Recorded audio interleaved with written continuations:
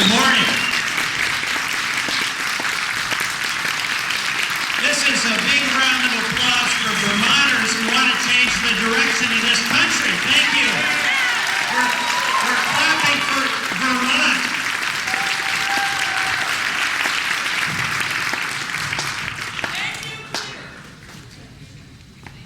I want to thank you, each and every one of you, for coming here today. More importantly, I want to thank each and every one of you for providing the inspirational leadership that this state has provided, from Newfane to Enosburg, from Bennington up to Canaan, Vermont, where Vermont is sending a message that we're fed up with the direction of the country and it's time to change. We want our civil liberties protected. We want the Constitution protected. We want priorities that respect the middle class, not just the wealthy. We want to end global warming and respect the environment. We want our farmers to have a chance to make a living. And we want to end the war in Iraq.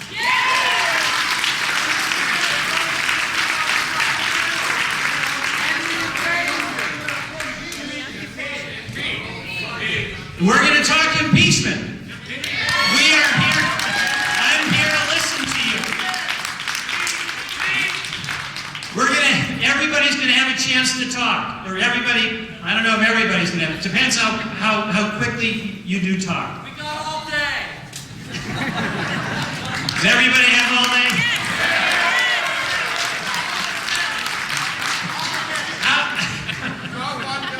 You know what the best job in the world is?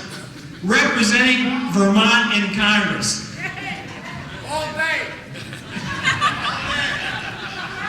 All right, then I better be brief. I want to thank the folks at Hartford High School who, on short notice, made the school available for our gathering here today. And I do want to thank, Vermont, and I want to thank the impeachment organizers for meeting with me and helping set this up.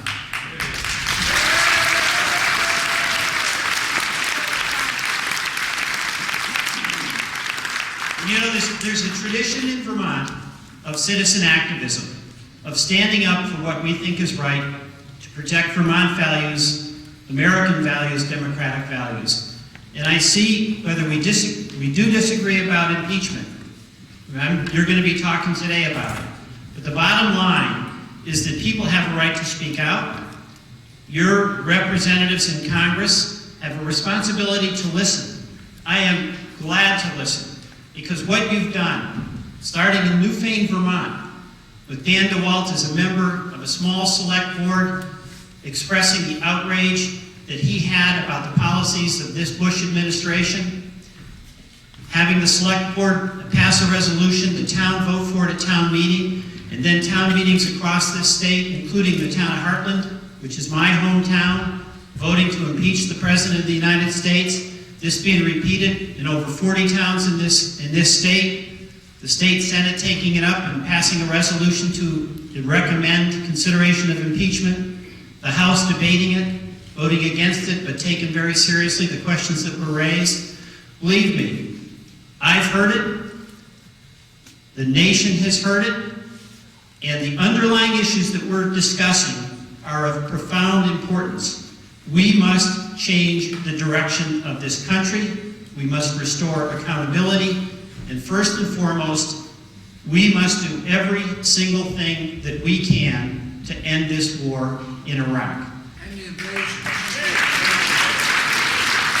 I'm here to listen. I'm here to respond to comments, and I'm here to engage. You know that I oppose impeachment, and I do so because it's my judgment that it will delay the end of the war, not accelerate it. And I'm glad to elaborate on that, but I'm also glad to listen. I think the format was that you wanted to make a presentation, and then I'm assuming that people are going to have an opportunity to speak, and I will do my best to answer questions that you may have or respond to the arguments that you may have. Because at the end of this, whatever comes out of it, we have to continue putting Vermont pressure on this country so that we can end this war, restore civil liberties, and protect the Constitution of the United States. We owe that to those folks who come after us. Thank you all very much.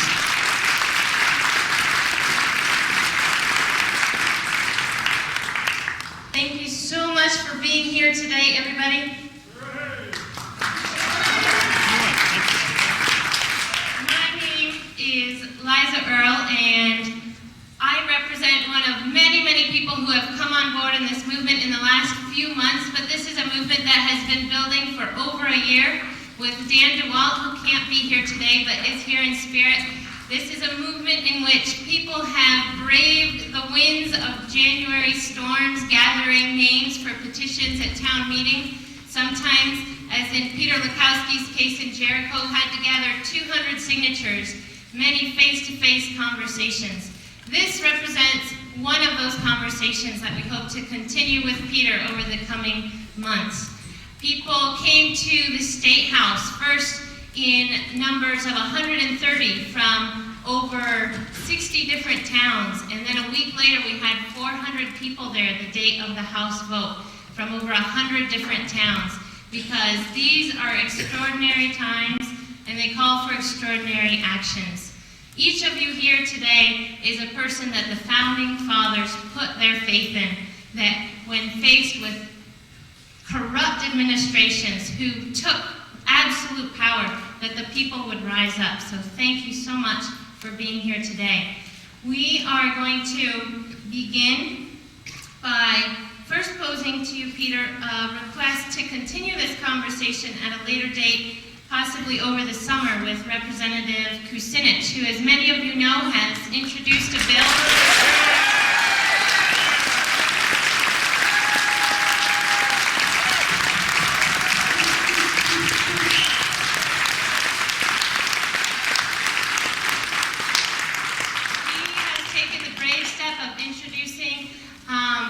To begin impeachment investigations of Dick Cheney. And at first the press said, well, you stand alone on that. And he said, no, I stand with the people.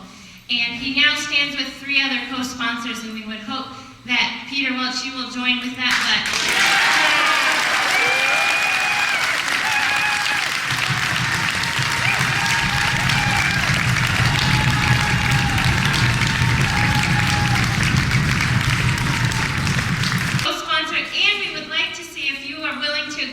To have a conversation with Vermonters and Dennis Kucinich sometime in the coming months here in Vermont.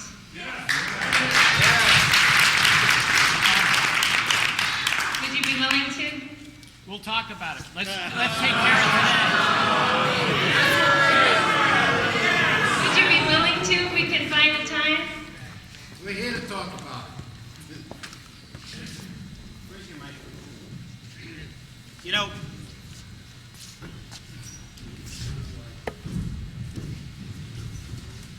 Liza, we met last week privately with the press. We're meeting here today publicly with the press. We have very serious issues to discuss. This is the first that you've raised this with me. I have a job as your representative in Congress, and when I say you, I mean all Vermonters. Farmers. I was up in Franklin County walking a field with Senator Leahy of a farmer who was on his 4th planting last spring, suffering from the worst weather we've had, high energy prices, and low milk prices. We've got to get a farm bill passed.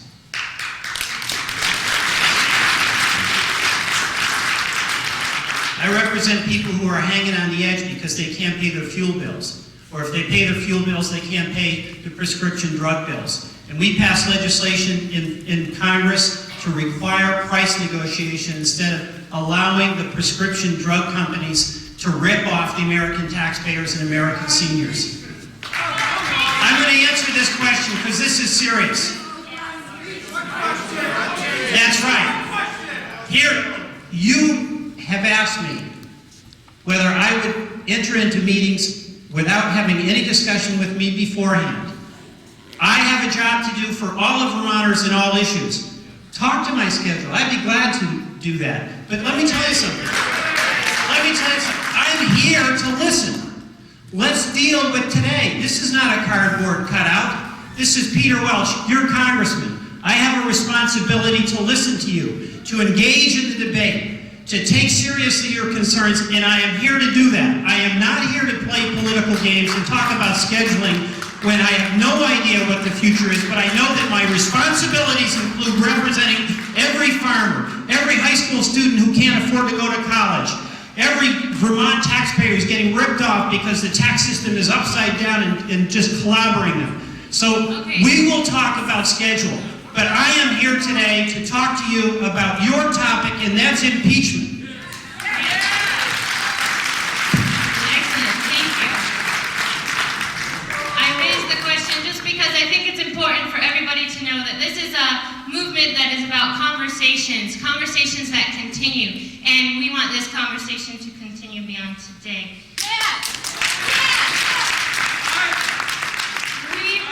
We met with you, Peter, last week, and we have prepared a panel of people who are going to answer some of the statements that you've made, and many people have read your statements in the press. They are Carl Etnier of East Montpelier, Jacqueline Springwater of Norwich, Jimmy Lease of South Burlington, Adrian Kinney, an Iraq vet against the war from Sharon.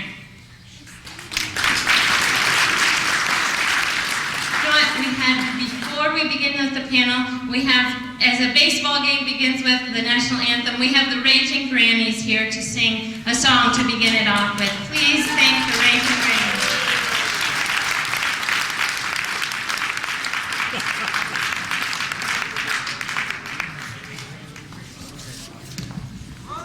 Let's impeach the president. Hallelujah. Let's impeach the president. Hallelujah. He betrayed the people's trust. He done fooled ya. He betrayed the people's trust. He done fooled ya. Bush's lies took us to war. We will sue ya. Bush's lies took us to war. We will sue ya. Everybody, let's impeach the president. Hallelujah. Let's impeach the president. Hallelujah. He betrayed the people's trust. Betrayed the people's trust. He done fooled ya.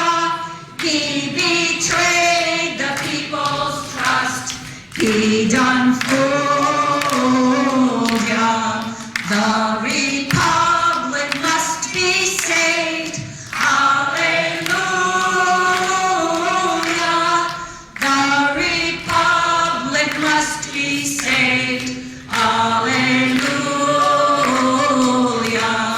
Let's impeach the president. Hallelujah. Let's impeach the president. Hallelujah.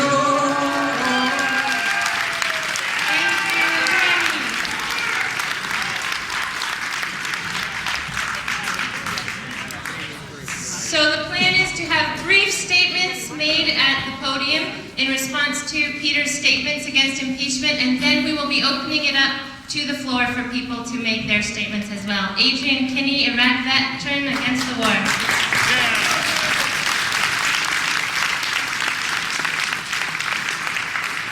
Thank you so much for coming here today. As some of you may have known, I was in the U.S. Army in the reserves from '94 to 2004. In military intelligence, I was an Arabic linguist, which basically meant that as we were bombing the crap out of Iraq, I was listening the whole time, which started way before March. And I know from being in the military that things changed dramatically before the invasion, the build-up to the invasion, and then from the way it was previous. The rules kind of just went out the window. We were told in the military intelligence that we were basically given a waiver to listen to whomever and whenever we wanted to. That included anybody who were in the area. That included Americans. It was not Americans who were terrorists. It was not Americans working for terroristic organizations. They were Americans working for the Red Cross, Doctors Without Borders, the UN, journalists.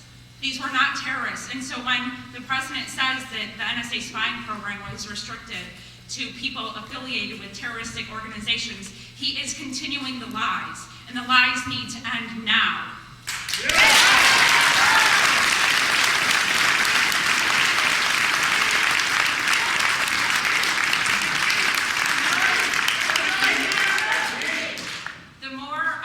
The more I think about everything, the more I wonder why our soldiers are serving this country in defense of our Constitution when Congress is doing nothing to stop Bush and Cheney and the Bush administration from denigrating our Constitution and our American way. Absolutely! So what is my service? What is all of our service? What is it for? That's what I want to know.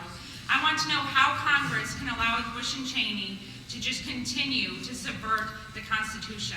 I want to know, for years now, we've known that Bush and Cheney and this administration has been trying to instill this culture of torture in our country. And for years now, that's been happening. In Abu Ghraib, who took the fall for the torture? Not any of the higher ups. It was soldiers. It was kids that our country keeps sending to Iraq time and time again.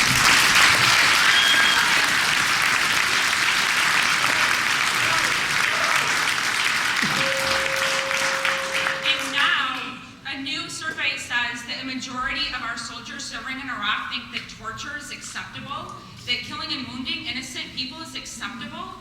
Why is that? It's because this administration has been pushing a culture of torture. And General Petraeus, he is right. We should not succumb to the tactics of the enemy. He is right in telling our soldiers that they should remember our ethics and our moral fiber in this country that has been the bedrock of the United States, and it should be the bedrock. And it's time for everybody to start pointing their fingers towards Bush and Cheney. Where it belongs.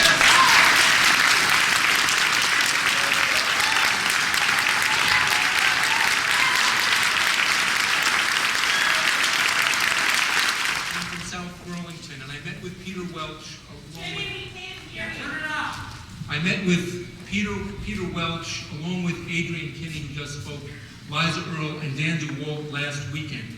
And we listened carefully to what Peter said, and I'm going to give some answers to the key points that he made. Peter won election based on his campaign to end the war and bring our soldiers home from Iraq.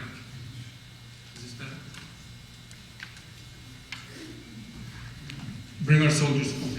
He says that impeachment would interfere with this central purpose. Since then, however, Peter voted funding for the war. The first bill Bush vetoed because Congress included a timeline for bringing some of the soldiers home, even though the bill had huge loopholes that allowed Bush to keep tens of thousands of those troops and almost all of the 100,000 mercenaries that we have in Iraq. But Bush vetoed that bill because he expected Congress would later pass a bill without any timeline for withdrawing troops. And on Thursday, 2 days ago, the Democratic leadership proved President Bush correct. The Democrats passed a bill that provides funds for the war for several more months with no troop withdrawal provision. During the next few months, that funding will kill several hundred of our American soldiers and thousands of Iraqis. And Peter voted for this funding bill too. So the Democratic leadership has demonstrated that they have no clear program to end this war. With their majority, they could do something very simple. They could refuse to pass any funding bill.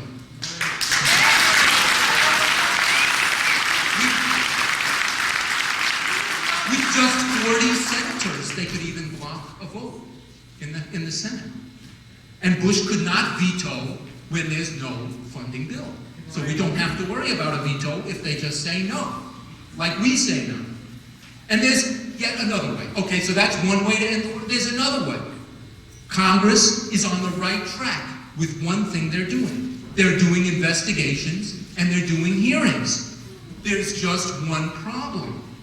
Right now, Congress is conducting not one investigation of George W. Bush or Richard B. Cheney.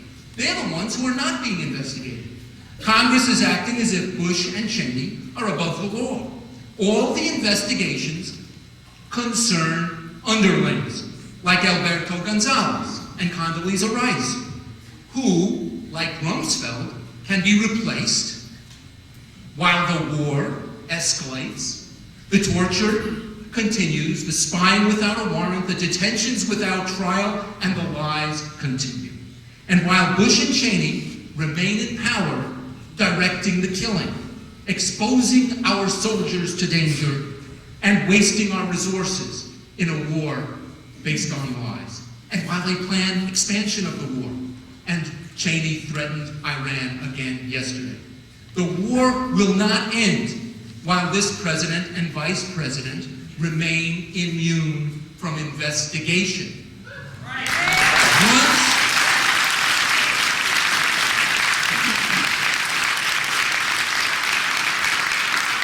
Once investigations of Bush and Cheney begin, once they are questioned under oath, they are likely to be discredited, just like Alberto Gonzales was discredited.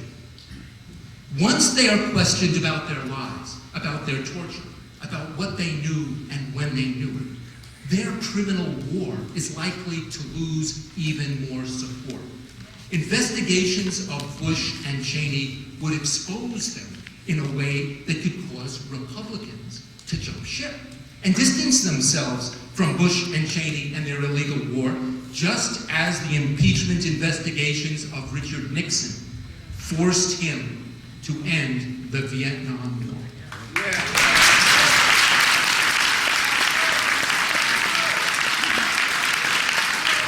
Investigations of Bush and Cheney will intensify opposition to their war of aggression. Investigations of Bush and Cheney will also safeguard against similar wars based on lies a few presidencies from now, which we know will happen if we do not hold this administration fully accountable.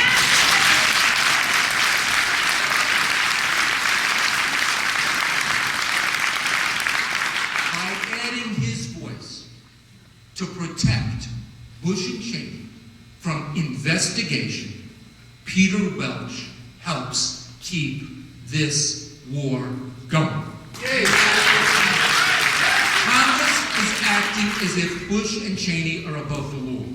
There will never be enough votes to end the war or impeach if Bush and Cheney are above investigation. So we are asking Peter Welch to take the investigations already ongoing in Congress, which are wonderful, to take them one step further and initiate investigation, initiate questioning under oath of Bush and Cheney. Until they feel the heat, we can expect their intransigence, their bullying, and their vetoes to continue. And we can expect more and more of our soldiers and Iraqis to be killed.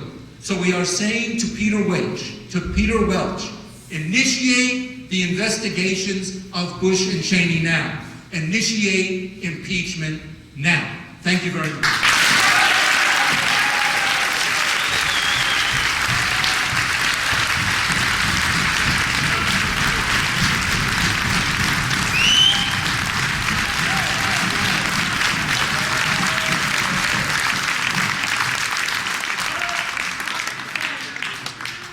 Thank you, Jimmy. Hi, I'm Jacqueline Springwater. I'm a citizen, an American citizen, and a concerned American citizen, and I am a little bit nervous to be in front of an audience. But I am talking to Peter Welch as another citizen of the United States who happens to be my representative in Congress, and it's on that basis that I'm talking to all of us. In my long life, I have seen that it's we the people who take to the streets, that move things forward, and that governments and legislatures and so on are a little bit slow, whether it's in Hungary or Russia or China or civil rights in our own country or the Vietnam War. And so I'm so happy to see all of you here, and especially Peter. The full title of this forum was a Forum on Impeachment, Democracy, and the Constitution. So I'd like to talk a little bit about my feelings about democracy. All of us know that the hallmark of democracy is transparency. Where do we not see transparency? It's in criminal activity, in fascistic activity, in something that needs to be hidden. We see secrecy. And that's why I'm asking Peter for impeachment. Not so much because I expect impeachment to go ahead, but because, like Jimmy said, we need to have answers. We need to have truth being spoken from the Bush-Cheney leadership. Impeachment is a way to have that happen. We have complicitness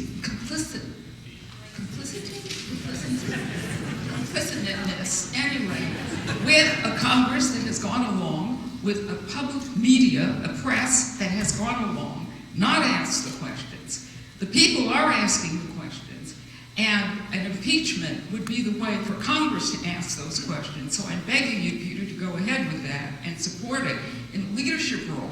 You know, I know that I'm talking to you who share my concerns, all of us. I don't need to tell you what Bush-Cheney has been doing, of the abuses and the torture. We all know that.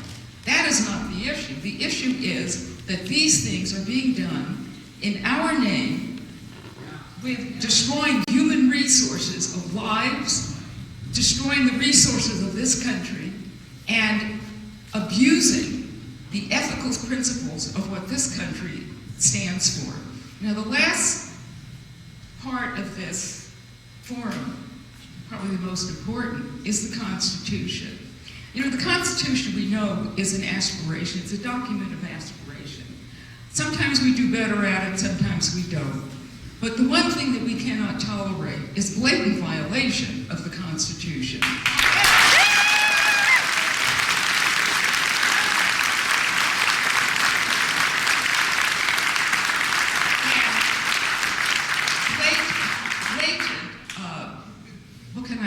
Disregard for the moral implications of due process and no torture and human rights and so on in an international criminal court.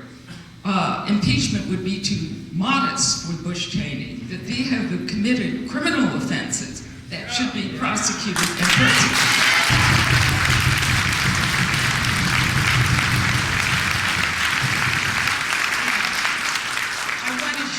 Something that one of the writers of our precious Constitution said in 1787. So we've had quite a few hundred years to think about this, and the relevance today is just astonishing. This is by George Mason, who in 1787 said, "No point is of more importance than the right of impeachment, that the right of impeachment should be continued. Shall any man be above justice? Above all, shall that man be above it who can commit the most extensive injustice." So I ask you, Peter, and I'm asking Congress and anyone who will listen, to paraphrase, shall Bush-Cheney be above justice and the Constitution, these two whose leadership has done such extensive injustice?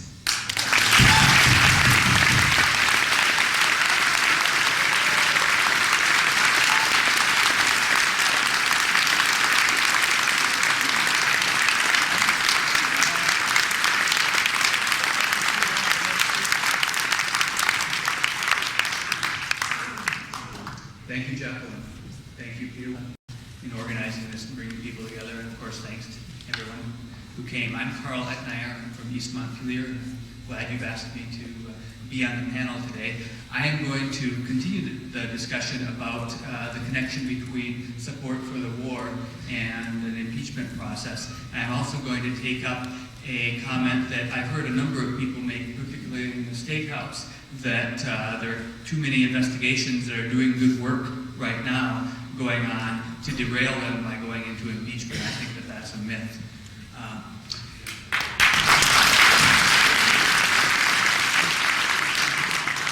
Jimmy mentioned the erosion of support for Richard Nixon during the impeachment process for him. And I think that's a really good parallel for this one, because unlike the Clinton impeachment, which was about committing crimes, it was about breaking the law, but it was not about shredding the Constitution. The Nixon impeachment process was about shredding the Constitution, as Bush and Cheney have done.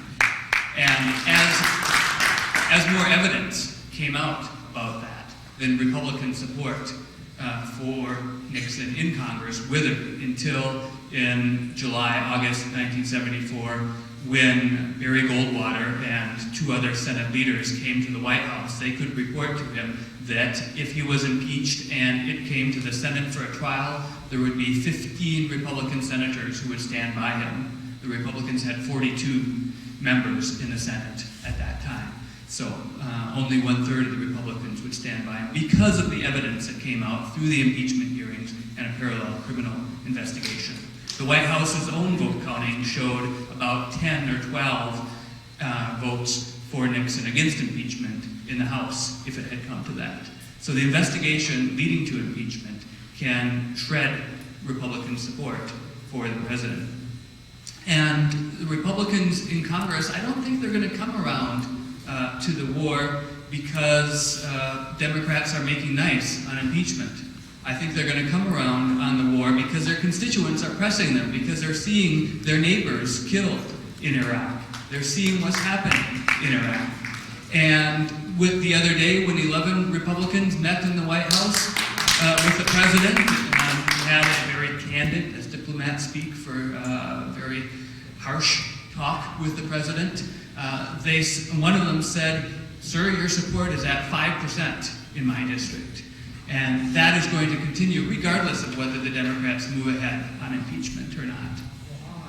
Finally, let's look at what would happen to the other investigations going on in Congress. There are some good investigations going on right now, including in the Oversight Committee, which you're on, Peter Welch. You're looking at the exposure of Valerie Plain's identity. You're looking at the use of outside email accounts by the White House and some other things. I thank you for that work.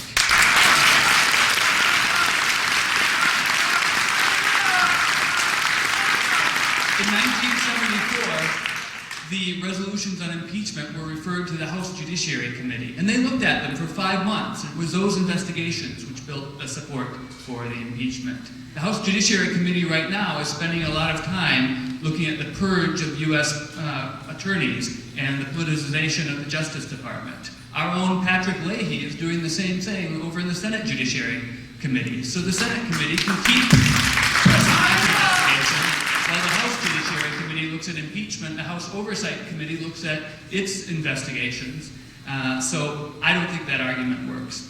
And Congress can do many things while doing impeachment. During the Nixon impeachment process, Congress passed the Endangered Species Act, one of the best environmental pieces of legislation of the era.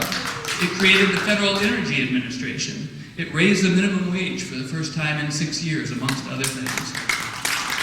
But if Congress turns to impeachment and is successful in impeaching Bush and Cheney and removing them from office, then it can prevent a new war in Iran.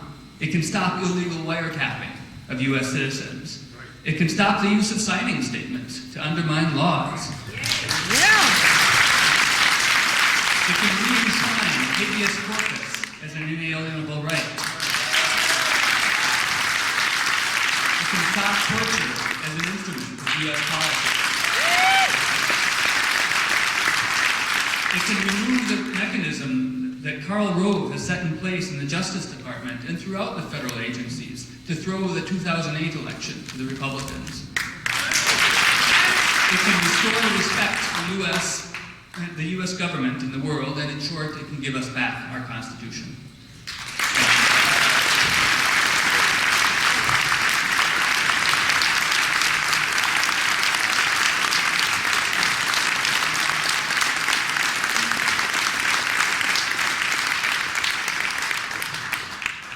Thank you, Carl.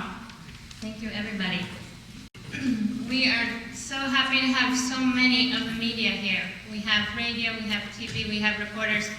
Some have told me that the constant applause really disturbs the audio for them. So if we can favor applause so that our message, we want this discussion, we want this discussion to be heard by people around the state.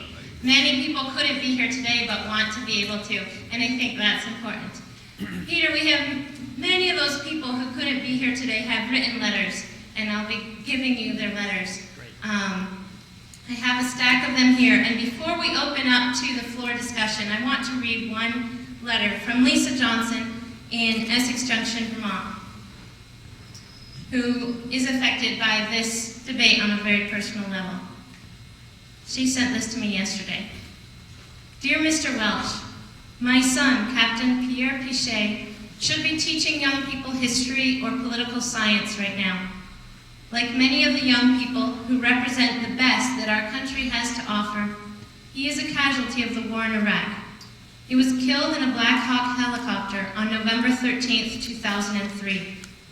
He was sent to fly over a high-risk area in Baghdad because he was being required to attend a mandatory R&R. He did not want to go. He knew it was a very dangerous mission, and he also knew that it was completely illogical. It turned out that these soldiers were being sent in to be part of a photo op for the president. I have to live with this knowledge every day. My son served proudly in the military for 10 years before being sent to Iraq. He earned the rank of captain with blood, sweat, and tears, and he loved every minute of it. Before my son was killed, he told me that he did not like what he was seeing in Iraq, and he did not want to be part of it. My son Pierre gave the ultimate sacrifice, knowing that he had been deceived. It is difficult for all of us who oppose this war to observe the ongoing carnage and wearing down of the fabric of the American spirit as this war kills our young people, eats away at the economy, and worse yet, the hearts of the American people. For me, the betrayal is pointed and more personal. There must be accountability for the real reasons for this war. Keep up the investigations, keep up the pressure, and add to that pressure by investigating the two people most responsible, Bush and Cheney. Your courage is needed because this war has to end. Thank you, Lisa Johnson.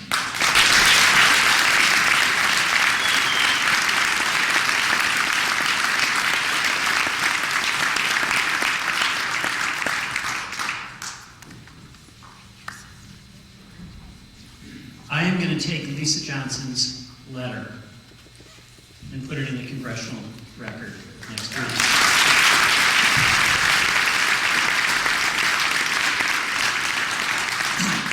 What she wrote about is what it's all about. It's about real lives and real people. Adrian, your comments, I listened to James, Carl, Jacqueline, but it was that letter that I find the most moving. We're in Hartford High School. Several years ago, really within the last 5, a young man by the name of Holmes graduated. He proudly entered the service, became a soldier, and found himself several months after graduation in Fallujah. He was killed going door to door with the military in the assault on Fallujah. The first funeral that many of us from this area attended was his funeral, where his classmates were a year out of school. They had pimples on their face. They were young people. And the idea that one of their classmates was actually in war and got killed was so heartbreaking for this whole community. As you know, I went to Iraq a little while ago. Before I went, I got a phone call. It was from a woman in southern Vermont. And she had a request that we thought that we couldn't believe it. She wanted to go to Iraq with me. I called her and talked to her. You know why? She lost her son outside of Baghdad, and she desperately wanted to see where her son She needed closure. After I got elected, and before I was sworn in, we had an orientation. And I had a chance to go visit Congressman Murtha, who many of you know is the leader of the anti-war movement. He's a soldier, 37 years in the Marines, and he knows a bad war when he sees it. He knows deceit when he sees it, and he's willing to stand up. I went over to his office. Very powerful person in Congress. He's in charge of the entire defense appropriations bill. Hundreds of billions of dollars. And I sat down with him and I said, Congressman Murtha, He wants impeachment. give me a moment. So I'm going to ask you one favor in 2 years that I'm in Congress. And he wondered what it was, because he's very powerful in the Appropriations Committee, and he thought I was going to ask for some money for Vermont. And I said, I know you go and visit the soldiers in Bethesda and Walter Reed, and I'd like to be able to join you in one of your visits. And he said, you know, Peter, I don't usually have anyone go with me, but I'm going tomorrow. I'll be at my office at 6:30. We got out there and we walked into a hospital room, and it was a 25-year-old young man who had graduated a few years earlier from Dartmouth College right across the river. The whole left side of his body was shattered. And it was just the miracle of the doctors at Walter Reed that they put pins, it was Bethesda, pins and rods and all kinds of metal equipment to just pin this man together. His mom was with him at his bedside. She'd been there for a couple of months. We walked out of that room, across the hall to another room. And this young man, he had privilege. He'd done well, and he wanted to serve his country, and he went in and has these injuries that are going to forever change his life. We went across the hall. It was a different person. It was a Guatemalan, 39 years old, 3 kids, and no legs. It wasn't even clear that this person was a legal resident of the United States of America, but he had given his left leg below the knee and his right leg above the knee. None of these people complained. All of these people thought America was a great country. And I have to tell you, It is. The leadership stinks. you're right. Across the board. You're right. It stinks. Let me just make the point, because this is where I come down, all right? Every decision, we've got to end this war. We've got to end this war so that there's not another mother in Vermont who has to go to Iraq to see where her son or daughter died. We've got to end it for her. We've got to end this war so we don't have more folks from Guatemala trying to come to this country because of the promise of this country, and they lose their... And the decisions that each of us has to make, those of us who are committed to ending this war, is to use the best judgment we have about how best to accomplish it. And every decision I make is, can we end this war? We had a chance in Congress 3 days ago, James, that you didn't mention, for the first time to vote to end the war. We got 171 votes to accomplish that. You know how that happened? The people of this country, not just in Vermont, but across the country, elected a new Congress. And in the Rules Committee, I was able, with Congressman McGovern and Congresswoman Sutton, to offer an amendment where we got, for the first time, that opportunity to vote to spend the money that goes to the military for redeployment, not for combat. We got 171 votes. We need 218 for a majority. We need 245 in order to override a presidential veto. And when I am confronted by you with your eloquence, in your passion, in your conviction, in your humanity, in your heart, which I profoundly respect, and it's advocating Peter impeach, I'm not going to argue with you at all. Of course I'm not going to argue with you about whether this man deserves impeachment. But my decision is going to be what's going to happen to another high school boy from the town of Hartford. Let me finish. Why didn't you vote for more And the question that we have, that I have on impeachment, is will that prolong or shorten the war?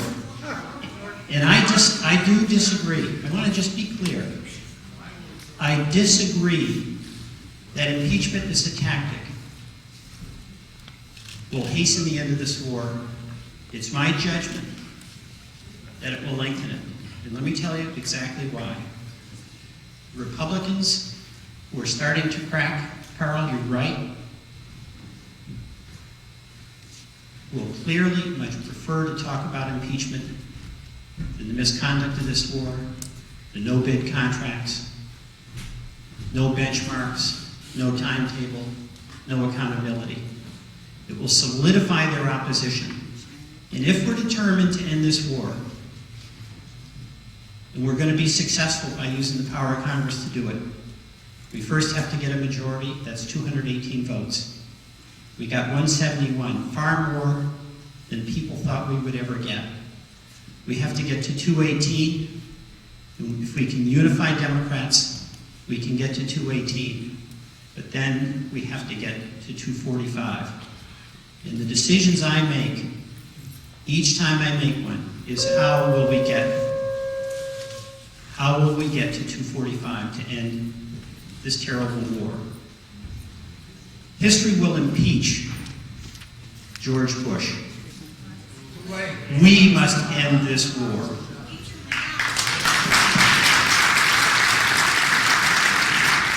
right, thank you for your patience. We do want to open it up to comments from the floor now. We have 2 microphones. I will be going around with the portable microphone. We'll also have a line there, and we'll go back and forth to save time. Please, we have not much time. Keep your comments concise or a question, and I will cater to elderly people who don't necessarily want to stand in line. And if you could say your name and say what town you're from, and remember that this whole town, this whole movement has its strength from the strong Vermont tradition of town meetings, where we speak respectfully to each other and divisive issues might come up. But let's keep it very respectful. Thank you.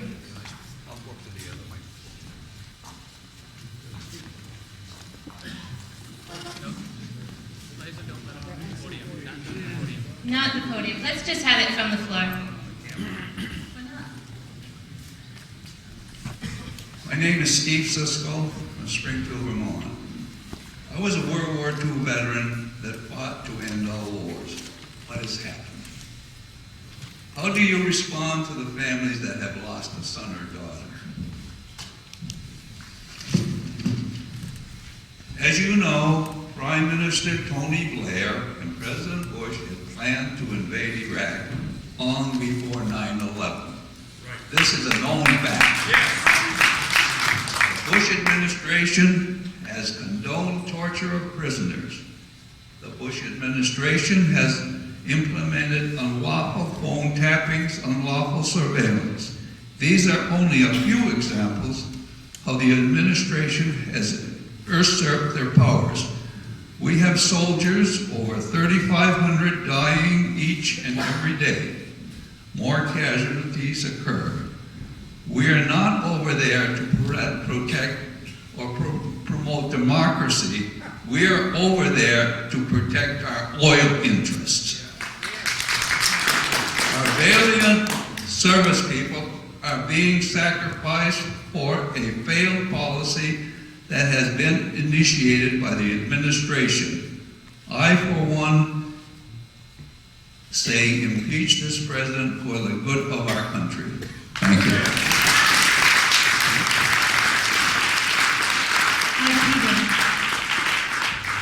Hi, I'm Ellen Payton. I think we've met. May I respectfully suggest that you can multitask?